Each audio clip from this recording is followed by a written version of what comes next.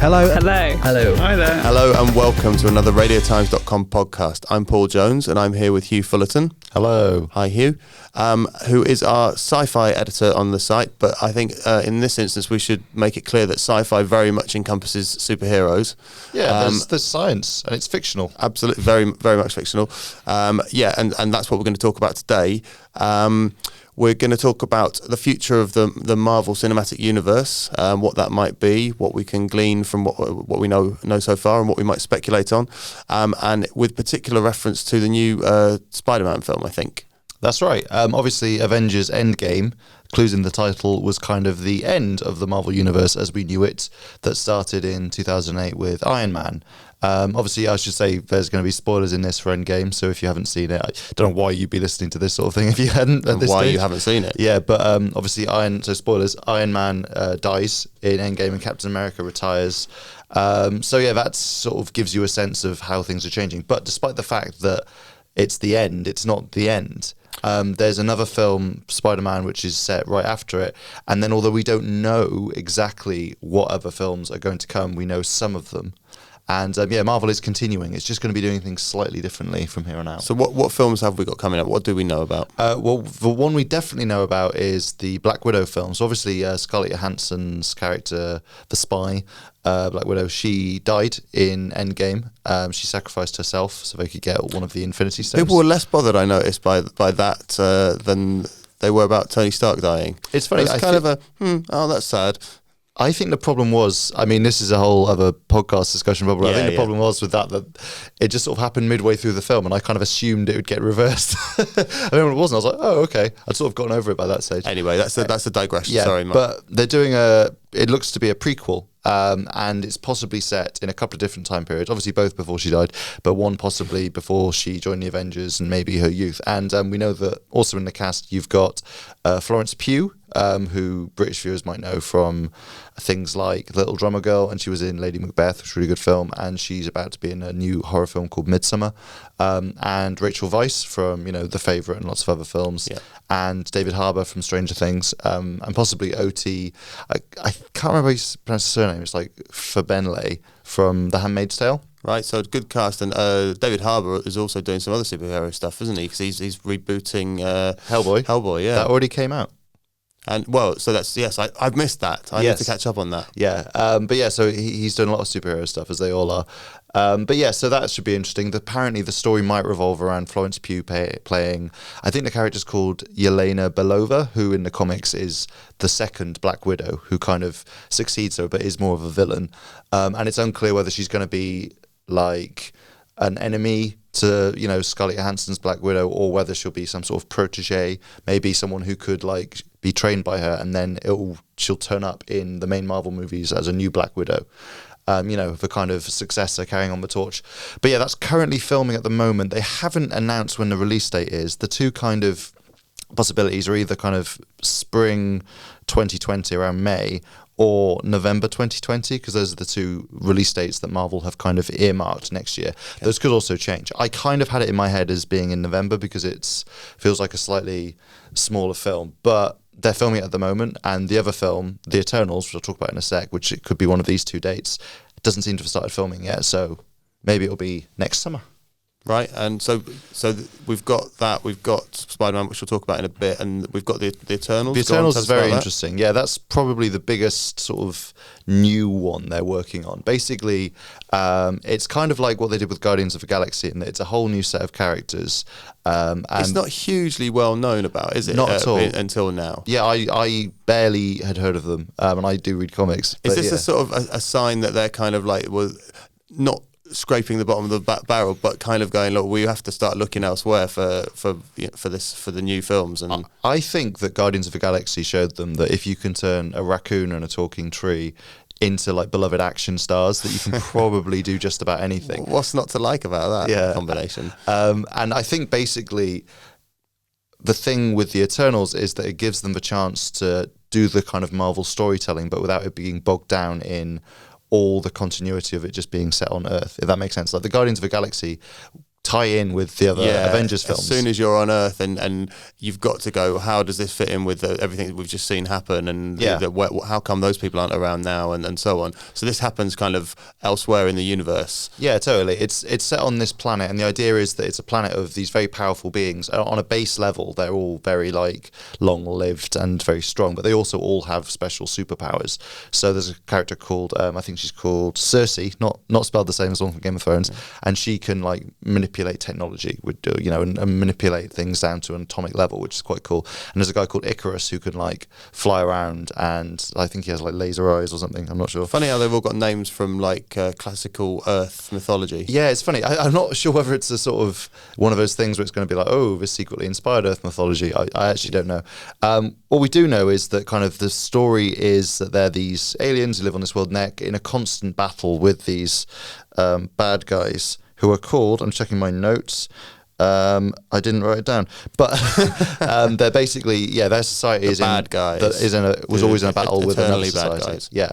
But the really interesting thing about this at the moment that we know is the cast, because it's a very starry cast, or at least rumoured. I've heard a name. Angelina Jolie. No, well, I have heard that name. But yes. Have I heard Keanu Reeves? You have heard Keanu Reeves. Apparently, he's in talks for a role. I mean, he's back, right? He's resurgent. Keanu Reeves, he's in everything the now. Reeves Naissance is in full flow. Very nice. And we've also maybe got Richard Madden from Bodyguard in it, possibly playing Icarus, who I mentioned before, and Kumail Nanjiani from The Big Sick and from Men in Black International just come out, is supposedly in the running as well. And they're all quite well-known faces, so I think that they might be trying to make up for the lack of brand recognition by casting quite famous people. Right, yes. Which is how they used to make movies. Quite a clever way of doing it, Yeah. Does it... I mean, the Marvel stuff until now increasingly has kind of injected a lot of humour into the films. Does this sound like it could be a little bit po-faced? I guess it depends how they deal with it. I think if they're casting Kumail, that's true. That would suggest there's a bit of fun in it. But yeah, I'm not sure. I think the comics, if not po-faced, were kind of occasionally slightly more serious. Yeah. But again, I'm not a really big expert on them, so I wouldn't want to say, just offhand, that was the case. I'm kind of intrigued by what they do with this, because there's versions of this where they come to Earth as well and they sort of interact with, the heroes we know. And there's versions where this is all set within their society, like a kind of Game of Thrones-esque thing, but with the superpowered people on an alien planet. And we've seen a lot of the characters, however well loved they are, we've seen a lot of the characters that we've seen recently over the years, and it's kind of like it'll be nice and interesting to see a new set of superheroes. Totally. I mean, that's kind of what the Guardians of the Galaxy film did. Yeah. That was now a hugely popular franchise in its own right, and that's great. I love that film. So, but then that became, it still wasn't standalone, because they in Endgame they became part of the same. We're always part of the same universe, but they were sharing the screen. Yeah. Whereas actually, it might be quite nice to strip it back a bit and have here's your new set of heroes and villains, and kind of see what they do. It also makes it a properly cinematic universe, not just a cinematic world. The idea that you can have all these stories happening on different planets, across the solar system, even if it's the same solar system, is quite appealing. I think that's quite fun. But then, am I right in thinking that what Thanos did with the Thanos snap, that would have impacted the entire universe? Totally. So everybody would know about Thanos, and they would have all lost half of their people. I would imagine it won't come up in every film. No. They might need to move on. But that's a good point. Probably even the Eternals would have had something to do with that. So it could all tie together. It's very difficult to know. I mean, one of the things I'm interested to see in the new Spider-Man film is how much the sort of societal upheaval caused by Thanos removing half the population and then the Avengers bringing them back 5 years later, what that will actually absolutely cause. We'll get on to Spider-Man in a minute. Are there any other films that we know about? Yes. Or any other that you would speculate on? Okay, great. So one actually has some news today. Shang-Chi, Master of Kungfu.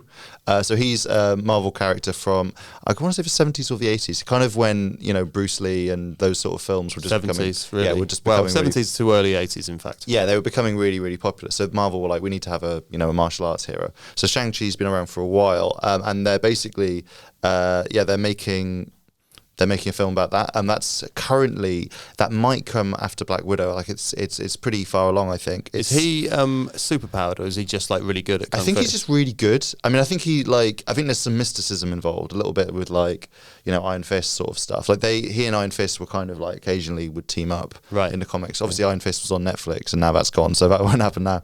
But the film is being directed by Destin Daniel Cretton, who did Short Term 12, which is a really great film, which had Brie Larson in, funnily enough. Yeah. And the sort of news today, as we're recording this anyway, is that there's a shortlist possibly for who's going to play the main guy. And it's quite interesting. One of them is Ludi Lin, who was in the Power Rangers reboot they did recently. And if you watch Black Mirror, he was in Striking Vipers as one of the fighting characters in the video game, which bodes well for him having the skills. And the other one is Ross Butler, who is from 13 Reasons Why.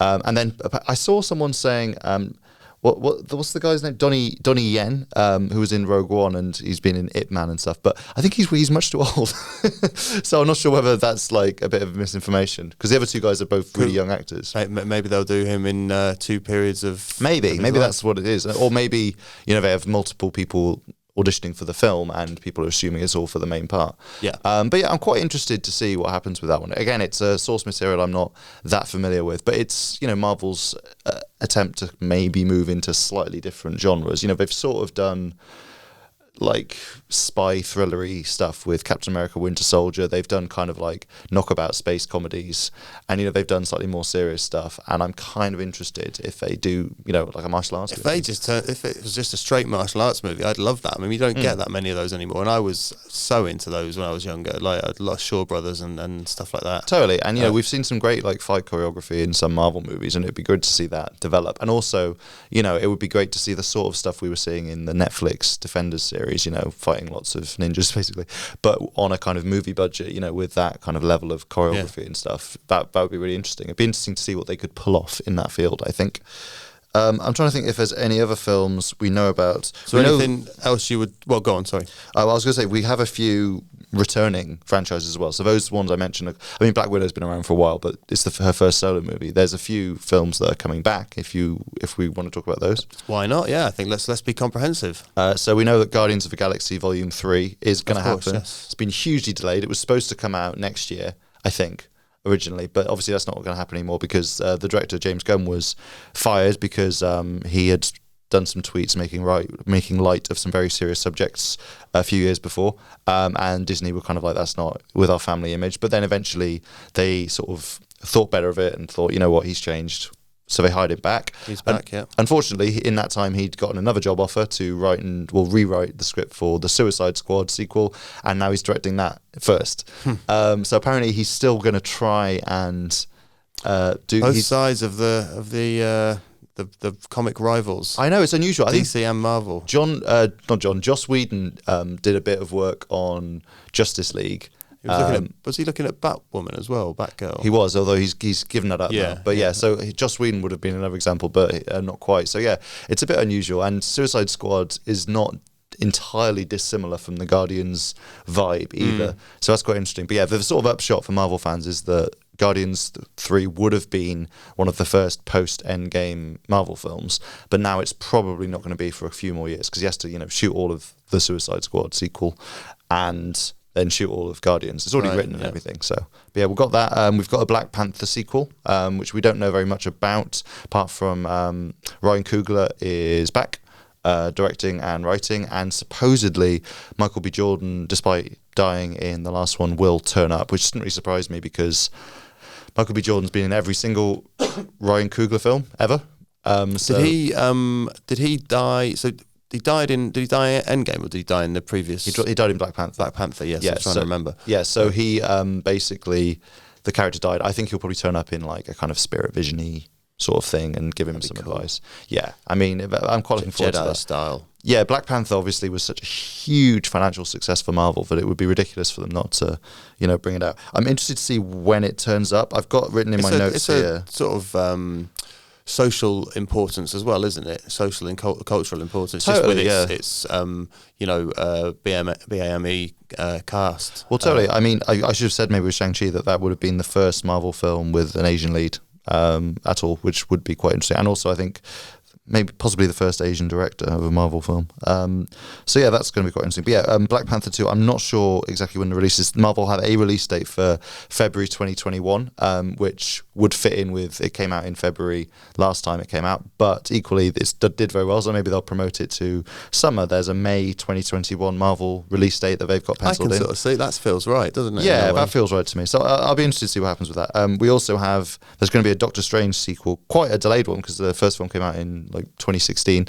Yeah. But they are doing one, and they've got Benedict Wong has confirmed that they're maybe starting to film next year, so like maybe 2021. Do you think the distancing, although it may not have been deliberate, of things like Doctor Strange and the third Guardians of the Galaxy, it's sort of from Endgame is maybe a good thing, and that maybe they'll feel the need to reference that stuff less, and we can kind of almost to a certain extent leave it behind? I mean, that might not be a bad way of looking at it, actually. I mean, obviously the Spider-Man film is going to come right after, and it's probably going to deal with it quite heavily, so then it might be nice to have a bit of a break and sort of do some new films and some prequels, kind of letting Endgame's story sit a little bit and sort of sift through, and then when we do return to characters that we know, like you say, they'll have moved past it to an extent that we can just enjoy their stories in isolation.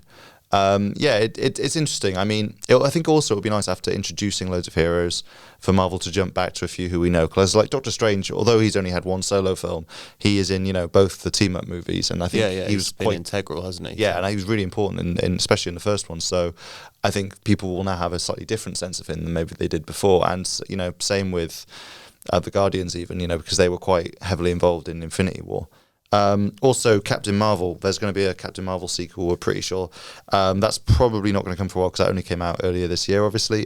Possibly around like February 2022, there's a release date.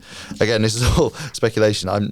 I'm just sort of dreading the idea that Marvel are going to just say, oh, we've moved all the release dates, and then all this speculation will have been ridiculous. We should find out exactly what's coming out and when. This is not. Summer. We're not saying any of this is absolutely true. It's just giving you a sense, but it's an educated guess. We think like Black Widow and Eternals and Shang-Chi are probably, those three are probably going to come out first based on casting and what they're talking, and when they're talking about filming it. But that's about all we know.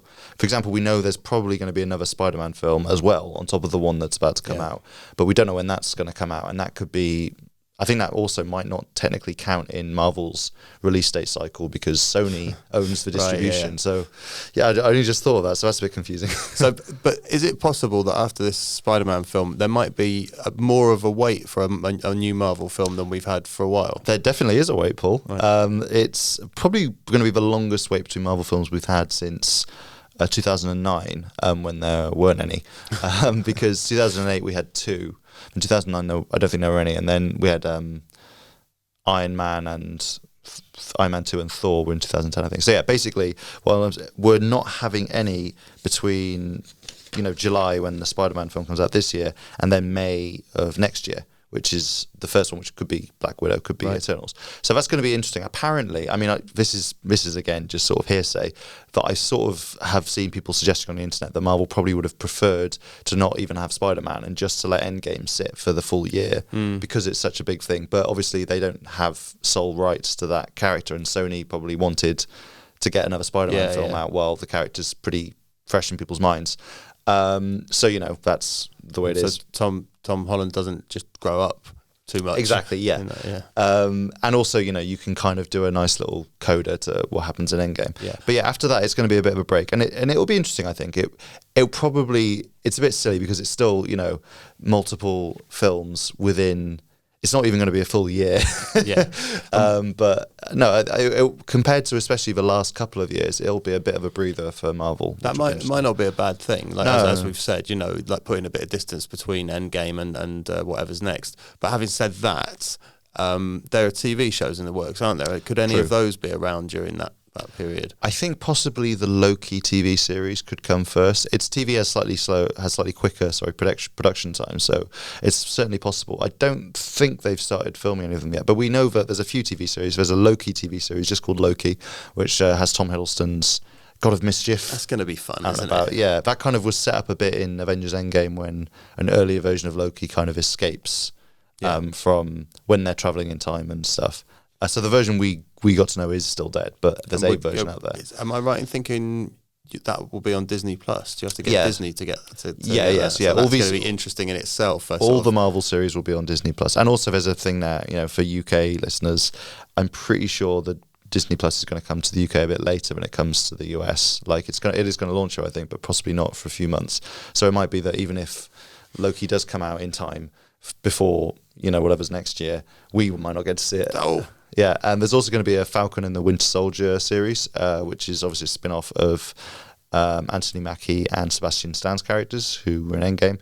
Which is sort of interesting, isn't it? It's just occurred to me because the Falcon kind of got handed Captain America's shield and possibly title if he wants it.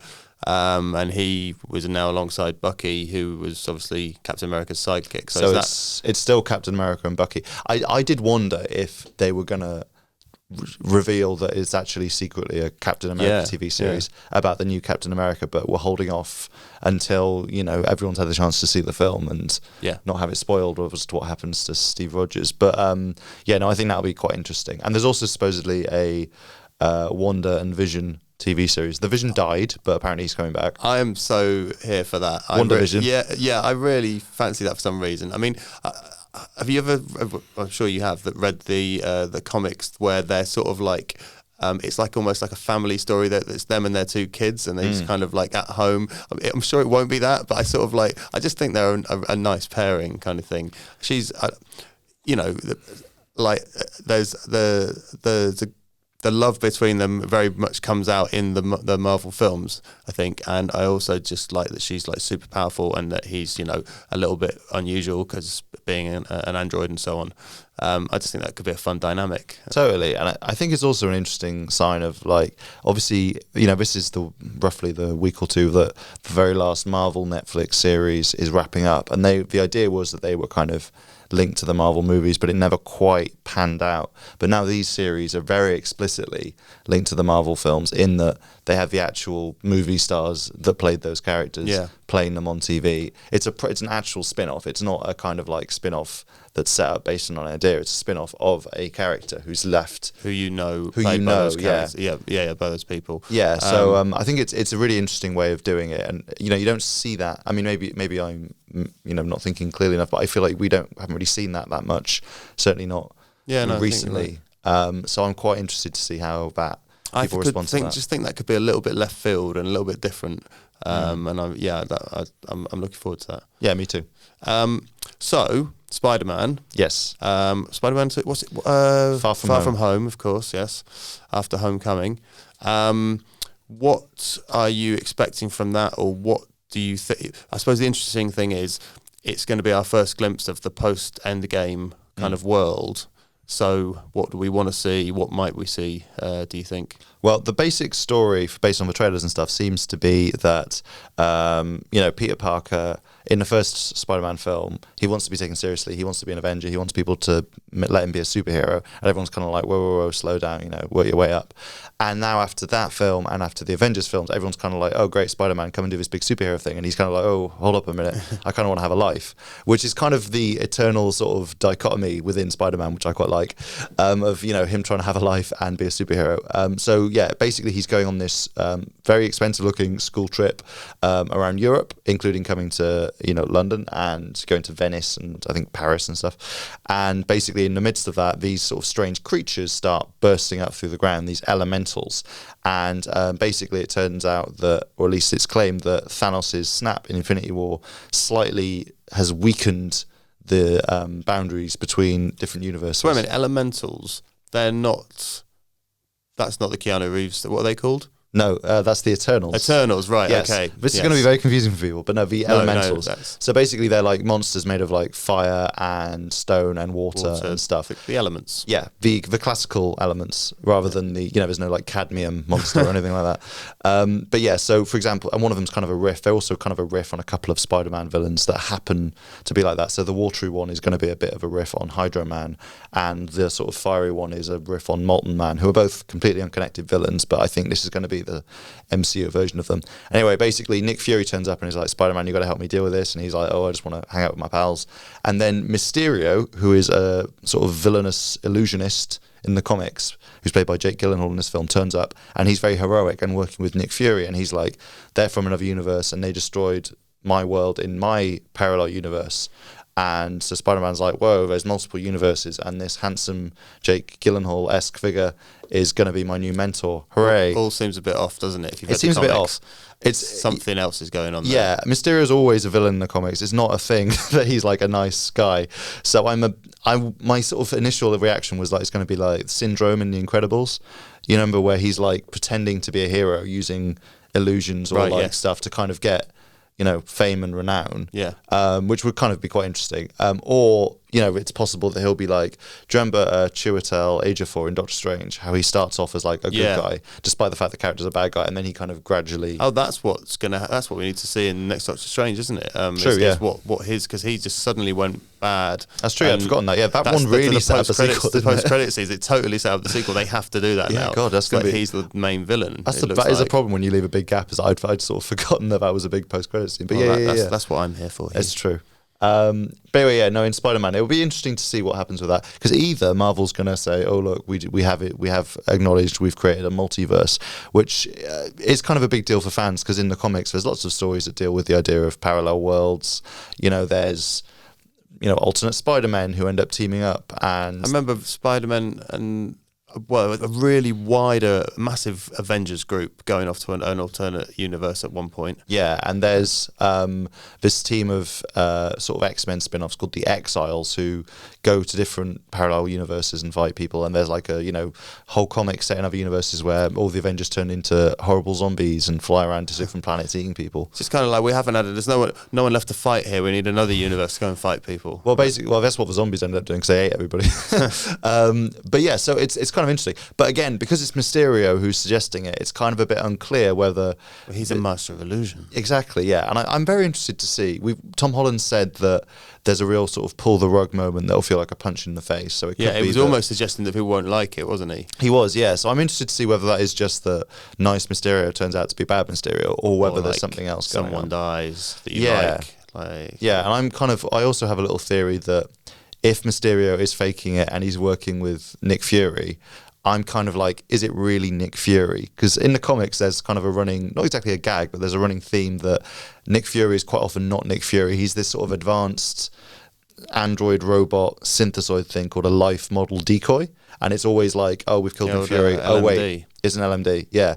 So it's kind of like, I would kind of love for the films to at some point have that happen, that they think it's Nick Fury, but it's not. It's, this robot thing. Like in Doctor Who. Yeah. And basically, I'm wondering if this is the time that they throw that sort of joke in, because, Mysterio used to work with robots a lot. Maybe he's made... This sounds really stupid. Maybe it's a robot Samuel L. Jackson. But in the comics... It seems quite possible to me. And it's not like, weird stuff happens in these films, right? It's totally.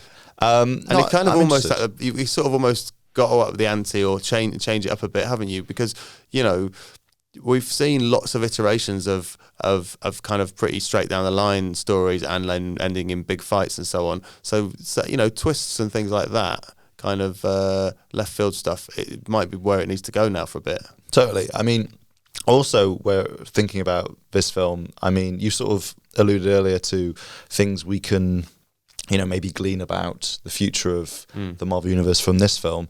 Obviously, we're going to get a sense of, what the world's like after Endgame. And even if the sense is that they're just going to ignore the fact that, the world's infrastructure would have crumbled, that will give us a sense that they will continue to ignore it. Mean people, like half the people disappearing and then coming back? Yeah, half the people disappearing, so the world collapses. Then the world adjusts, and then, several billion people turn up again. And everyone's like, wow, actually, things were pretty good with half of you gone. Like, we had, there was plenty of food, plenty of space. Way less pollution. Hashtag Thanos was right. Yeah, well... he wasn't wrong. And so we'll maybe get a sense of that. There's a rumour that Marvel's sort of game plan going forward is to not have necessarily one huge sort of villain like Thanos was that you work up to for 10 years, but to have kind of mini versions of that.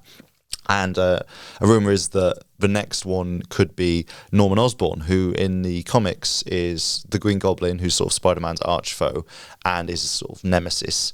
And he's an industrialist, and he's the father of Spider-Man's best friend. He's like and the all this. original Spider-Man villain. Yeah, I love Green Goblin. Yeah, they have a really great relationship. But in recent years in the comics, he's become more of a sort of overall enemy for the Avengers as well. There's this whole storyline where he takes over S.H.I.E.L.D. and the national security of the world and ends up making a new team of Avengers that he secretly staffs with. He staffs with like imposters. So like Bullseye is posing as Hawkeye, and Venom is posing as Spider-Man. Right. And, you know, it's him in an Iron Man armor and is, you know, Wolverine's evil son as Wolverine. Yeah, so it's literally like he gets a team of bad guys and says, these are the new Avengers. And so I could see, if it's true that they're getting Norman Osborn, them going down that route. Anyway, we don't know. Also, sort of is kind of illusion-y, isn't it? In the vein of Mysterio and so on. Who, the Green Goblin? Well, I mean, kind of saying that all these people are who they or aren't who they are. These people that they aren't. Yes, if that makes sense. I get what you mean. You know what I'm trying to say. Yeah, I get what you mean. Yeah. So yeah, I'm interested to see if they go down that route. Anyway, it's very early doors for that. We don't even know if he's officially going to be in this film. Even if Norman Osborn isn't in Spider-Man: Far From Home, if I were, you know, anyone listening, keep an eye out for any Oscorp logos, because that's his company in the comics, is Oscorp, and that would possibly be a way they'd sort of tease him turning up, is like just in the background, or maybe, you know, taking over the Avengers Tower or something, you know, just a big Oscorp logo. So even if we don't see the guy, who apparently they maybe haven't even cast yet, apparently Marvel are trying to cast somebody called the Benefactor, who was mentioned in Ant-Man and the Wasp as being someone who was trying to get their hands on some weird science tech. And so maybe the Benefactor is Norman Osborn. Maybe it's going to be David Morrissey, is one of the rumours. I see his name linked to it. Yeah, people have been sort of chatting about that. I think he'd be quite a good casting. But yeah, it's funny to talk about, because I'll say all this and then it'll be like, oh, the next big villain is Kang, and he's going to be played by... I want to know when they're bringing Kraven the Hunter back. I mean, that's the question. Spider-Man needs to be up against. Look, if they're doing Mysterio with the proper bubble head and stuff, nothing's too silly. Like Kraven the Hunter, you know, get him in. I love it. The great thing about Kraven the Hunter was that that really was, he was just basically wanted to get Spider-Man, and it was just them having a one-on-one fight across the buildings and whatever, you know. That was like, it wasn't necessarily much more complicated than that. No, and he also had this sort of kind of sense of honour, didn't he, which is quite interesting. Yeah. I am interested to see whether they introduce more Spider-Man villains, because they sort of introduced the Scorpion in Homecoming, or at least Matt Gargan, who is the sort of human version of a Scorpion, and the guy had like a Scorpion tattoo, and they've already introduced the Vulture, and we know Mysterio's in this one, maybe the Green Goblin's going to come up in the next few, and it would be great if we got to a point where we could have a proper Sinister Six thing, because they tried to do it. Who were they? So they were it's a group of Spider-Man's enemies teamed up, so it was usually Dr. Octopus and like maybe someone's Green Goblin and like the Rhino, Electro, Shocker, you know, maybe Mysterio, maybe Electro Venom and even. Shocker together. Yeah, you'd think it would be defunct, but Shocker doesn't really electrocute people, just sort of pushes them around. Do you remember Gibbon? The Gibbon? The Gibbon. Yeah. I love the Gibbon. I love the Gibbon. He's a classic. But yeah, it's just a basketball player dressed up in a costume. But I think he gets superpowers as well. Right, okay. It wasn't bitten by a radioactive gibbon. I don't know. But yeah, in short, I would be excited if they were going to do some sort of Sinister Six thing. Sony have been trying to get that off the ground back before they teamed up with Marvel. Drew Goddard, who did Cabin in the Woods, was supposed to be making one, but that obviously all collapsed. Do you remember the Hobgoblin? Sorry, I'm just saying names of Spider-Man villains now. Yes. I mean, that's the thing. Spider-Man has loads of great villains, and the films have actually done a pretty good job at not repeating them, except that they did do, you know, Harry Osborn's Green Goblin twice in the two different versions. But, you know, we've got to a point where we're doing the Vulture and Mysterio, and they're actually making them quite good and quite interesting. So, you know, I'd love to see what they do with like Kraven the Hunter and even you know, the Gibbon. Poor old Gibbon. Yeah, and I'm trying to think of, you know, the Beetle and Paste Pot Pete.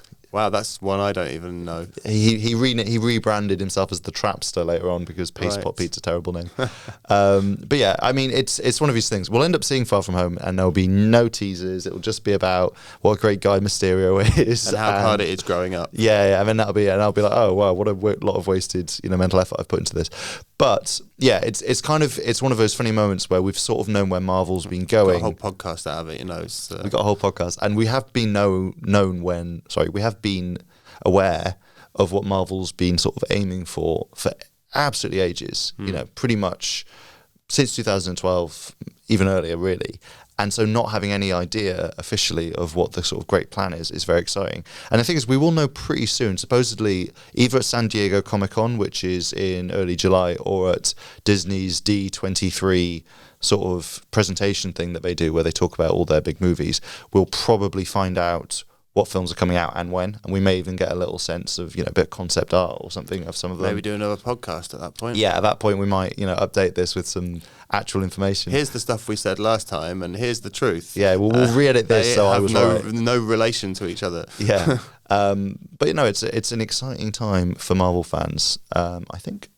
Yeah, no, I agree. That seems like a good place to end. Yes. Okay, well, thanks for joining us. We will be back next week with another podcast on some other subject. Please join us then. Until then, have a great week. Excelsior. Indeed.